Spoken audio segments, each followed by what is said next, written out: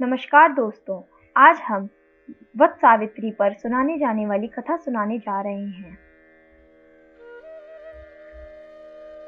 एक समय की बात है, एक अश्वपति नाम के राजा थे। उनकी कोई संतान नहीं थी।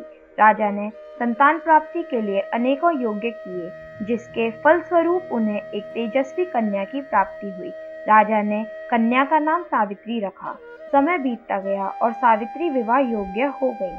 एक दिन राजा ने सावित्री से कहा कि बेटी, तुम अब विवाह योग्य हो गई हो, इसलिए स्वयं अपने लिए योग्य वर की खोज करो।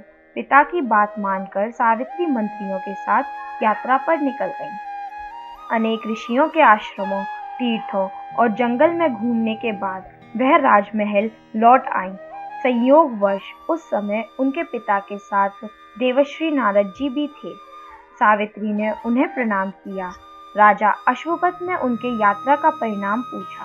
सावित्री बोली, पिताजी, तपोवन में अपने माता पिता के साथ निवास कर रहे सत्यवान मेरे लिए योग्य हैं।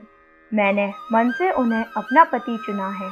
सावित्री की बात सुनकर देवर्षि नारद चौंक उठे और बोले, राजन, सावित्री ने बहुत बड़ी भूल कर दी है। यह सुन अश्वपति चिंतित हो गए और बोले, हे देवर्षि, सत्यवान में ऐसा कौन सा अवगुण है?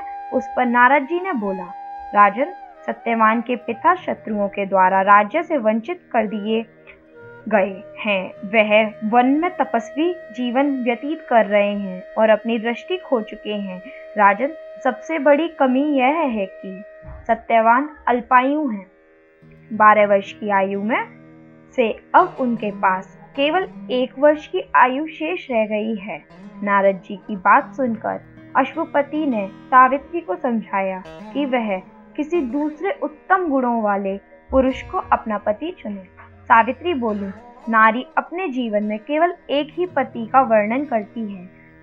अब चाहे जो भी हो, मैं किसी दूसरे को अपने पति के रूप में स्वीकार नहीं कर सकती।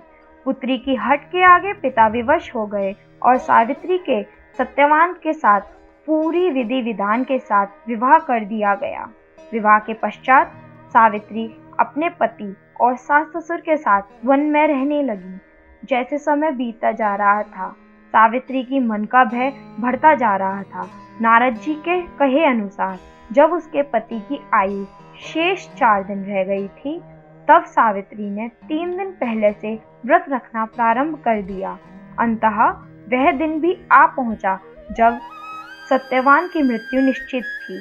चौथे दिन जब सत्यवान लकड़ियां लेने वन को जाने लगा, तब सावित्री बोली, हे नाथ, मैं भी आपके साथ वन चलूंगी। सत्यवान के मना करने पर भी वह सास ससुर से आज्ञा लेकर सत्यवान के साथ वन को चली गई। वन में सत्यवान ने जैसे ही पेड़ से लकड़ी काटना शुरू करा, उसके सिर में असहनीय पीड़ा होने लगी और वह पेड़ से उतर गया। सावित्री समझ गई उसके पति का अंत समय निकट है, अतः उसने अपने पति का सर अपनी गोद पर रख लिया। लेटने पर सत्यवान अचेत हो गया। सावित्री चुपचाप आंसू बहाती रही और ईश्वर से प्रार्थना करने लगी। तभी उसे लाल वस्त्र पहने एक अजीब रूप वाला आदमी दिखाई दिया। वह यमराज थे। सावित्री बोली, महाराज, आप कौन हैं? यमराज बोले, सावित्री, मैं यमराज हूँ और तुम्हारे पति के प्राण हरने आया हूँ। सावित्री बोली, प्रभु, सांसारिक प्राणियों को लेने तो आपके दूत आते हैं, क्या कारण है कि आज आपको स्वयं आना पड़ा? यमराज ने उत्तर दिया, सत्यवान धर्मात्मा और गुणों का सागर है। मेरे दूत इन्हें ले जाने के योग्य नहीं हैं, इसलिए मुझे स्वयं आना पड़ा। ऐसा कहकर यमराज ने सत्यवान के शरीर से प्राणों को निकाला और उसे लेकर यमलोक को जाने लगे। सावित्री भी उनके पीछे चल दी। उनको अपना पीछे आते देख यमराज बोले, सावित्री, तुम मेरे पीछे कहाँ आ रही हो? सावित्री बोली, मेरे पति जहाँ जाएंगे मैं भी वहीं जाऊंगी, यही मेरा धर्म है। यमराज के बहुत समझाने पर भी सावित्री नहीं मानी। उसकी पतिव्रता निष्ठा को देखकर यमराज बोले, तुम अपने पति के बदले कोई भी वरदान मांग लो। उसने अपने दृष्टिहीन सास ससुर की आंखें मांगी। यमराज ने तथास्तु कहा और आगे चली। फिर से सावित्री उनके पीछे चल दी। यमराज ने सावित्री से कहा, एक और वर मांग लो।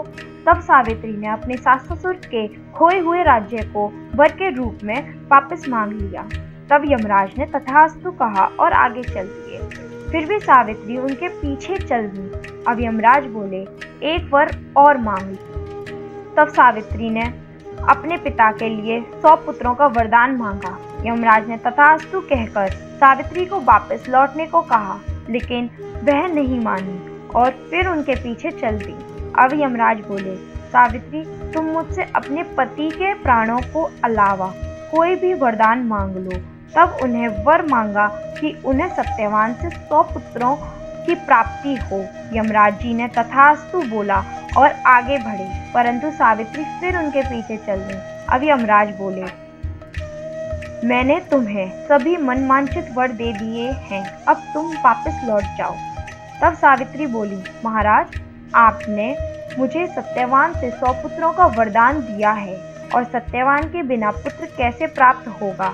ऐसा कहकर सावित्री ने यमराज को उलझन में डाल दिया। यमराज बोले, सावित्री, मैं तुम्हारे पतिव्रता धर्म से प्रसन्न होकर सत्यवान के प्राण छोड़ रहा हूँ और साथ साथ तुम्हें आशीर्वाद देता हूँ कि तुम्हारी यहाँ कहानी युगों युगों तक सुनाई जाएगी। यह कहकर यमराज ने सत्यवान के प्राण छोड़ दिए और यमलोक की तरफ चल दिए। तब सत्यवान और सावित्री अपनी कुटिया में पहुंचे और उनके माता पिता की दृष्टि भी लौट आई और अपना राज्य भी उन्हें वापस मिल गया था। तो दोस्तों, यह थी वट सावित्री की व्रत कथा। यह व्रत करने से और कथा सुनने से विवाहित स्त्रियों के जीवन के सभी दुख दर्द दूर होते हैं और उनके पति को लंबी आयु मिलती है। नमस्कार दोस्तों।